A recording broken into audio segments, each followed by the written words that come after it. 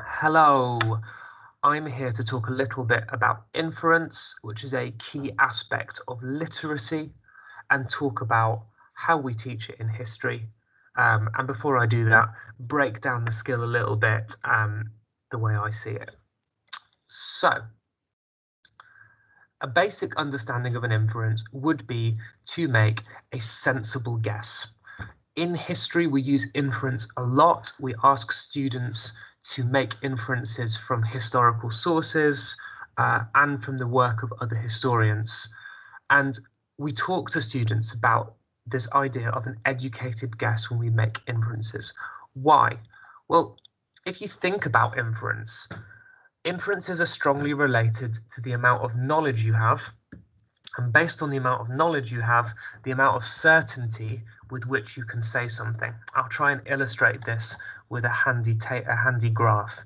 If you take the amount of evidence that you have about any issue, so the knowledge that you have about it or the contextual understanding that you have, and you measure that against the certainty of an assertion you could make about that subject, so how sure you are of something that you believe, and you draw a line through that, you can see that if you have very little evidence about something, as in you don't know anything about it, you cannot make a quality assertion about it. You are basically guessing, you are making a shot in the dark.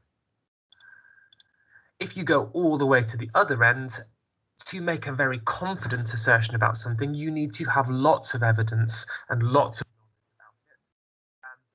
And with that knowledge, guess and turn it into certain. Those two,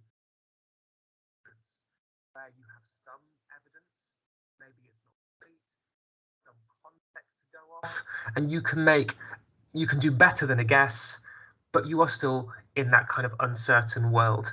That's inference. You could also view it as a prediction. Making a good prediction about something is a type of inference, an educated guess, or even a theory. Academics often create theories which are essentially inferences. But the thing about inference is that students find them very, very hard to make. And I think there are three reasons for that. The first reason is confidence. You need to have a certain amount of confidence to make an inference because there is always going to be a degree of uncertainty in an inference. It is not a matter of right and wrong. You're going to have to put yourself out into the unknown a bit to make an inference. Secondly, inferences get better with knowledge.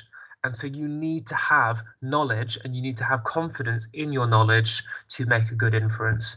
If you don't have any knowledge, you're just making a guess, not an inference. And finally, perhaps a trickier thing I find to get my head around is the fact that even if you don't realize it, when you make an inference, you are actually doing it based on a question that you are asking. Inferences are based on lines of inquiry. You don't just make an inference out of nowhere. I think that these are reasons why inferences get better with age as well. And young people in particular, they don't have the confidence in their knowledge, they don't have the confidence in their inferences, and they don't understand that in order to learn something, you actually have to ask a question. That's something that people tend to learn as they get older. So when we talk in history about inferences, we talk about an educated guess.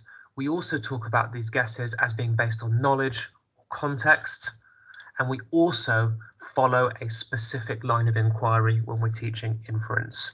I'll give you some examples of this. This is a non-historical example that we use with our Year 7 students, where we pose them the question, what can we infer about Manchester United's form this season? And it's very obvious that you can't say anything with a great deal of certainty, especially if you don't follow football at all, from this. Anything that you say is going to be a shot in the dark. However, if I put together just a little bit of contextual evidence, like this picture of some Manchester United players looking crestfallen, and suddenly we can start to increase the certainty of our assertion and say, oh, maybe Manchester United's form isn't that good. If you go even further and provide a piece of evidence, like a statistic, and then suddenly you can make an inference about Manchester United's form, and you could infer that Manchester United are in poor form. That is based on our knowledge and some context, because students have a statistic and an image to upgrade the shot in the dark to an inference, but it's also a specific line of inquiry. We're not asking them to talk about Man United in general, we're asking them to talk about the form of Manchester United, and that gives them the line of inquiry that we need. I think that because inference is made unconsciously for so many people, another key thing that you have to remember with students is that they tend to make inferences the wrong way round. What I mean by that is because a lot of the process of making inferences in daily life is unconscious, actually people don't think about the correct order.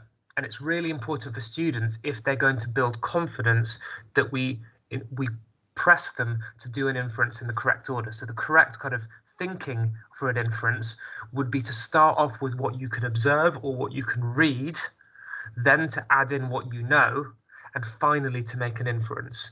What students often do is that when they do feel slightly confident with it, they'll go straight in with an inference. They won't think to increase the quality of that inference from what they can see. And so it's really important that we force them to do that.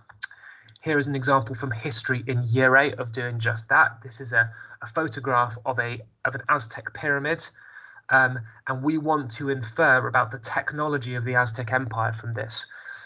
We break that thinking down by asking students to observe first.